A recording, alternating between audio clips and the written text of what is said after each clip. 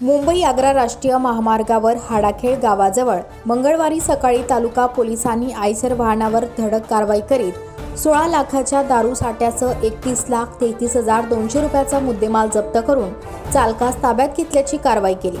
सदर कारवाई तालुका पोलीस ठाण्याचे सहाय्यक पोलीस निरीक्षक सुरेश शिरसाट यांना मिळालेल्या गोपनीय माहितीवरून सापळा रचून NL 07 AA 3503 क्रमांकाच्या आयशरवर पथकाने केली। सदर आयशर वाहनाची पथकाने तपासणी केली असता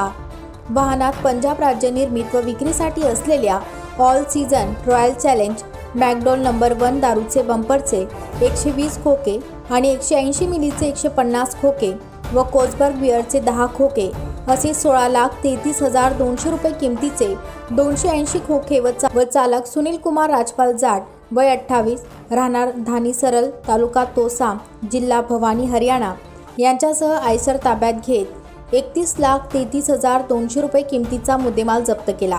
या प्रकरणी पोलीस कॉन्स्टेबल स्वप्नील बांगल यांनी शिरपूर तालुका पोलीस ठाण्यात फिर्याद दिल्याने आयशर चालक मालक दारूचा पुरवठा व घेणाऱ्या विरुद्ध विविध कलमान्वये गुन्हा दाखल करण्यात आला आहे। पुढील तपास पोलीस करीत आहेत। माननीय पोलीस अधीक्षक श्रीकांत ढोरे सर यांनी धुळे जिल्ह्यामध्ये जे अवैध धंद्यांबाबत मोहीम राबवली त्या अनुषंगाने आज रोजी आम्हाला एक गुप्त बातमी मिळाली की सेंधव्याकडून एक आयशर प्रो 3015 मॉडेलची एक आयशर गाडी क्रमांक NL 07 AA 3503 ही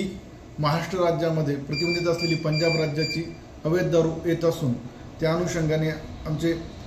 PSI सुनील वसावे व त्यांच्यावर स्टाफ यांना मी हाडाखेड येथील हॉटेल बाबारी येथे नाकाबंदी केली असता सदर वाहन पकडले। सुरुवातीला वाहनाचा चालक सुनील कुमार जाट यास गाडीतल्या मालाबाबत विचारणा केला असता त्यांनी उडाउडीचे उत्तर दिल्यानंतर सदरील वाहन पोलीस स्टेशनला आणून त्यात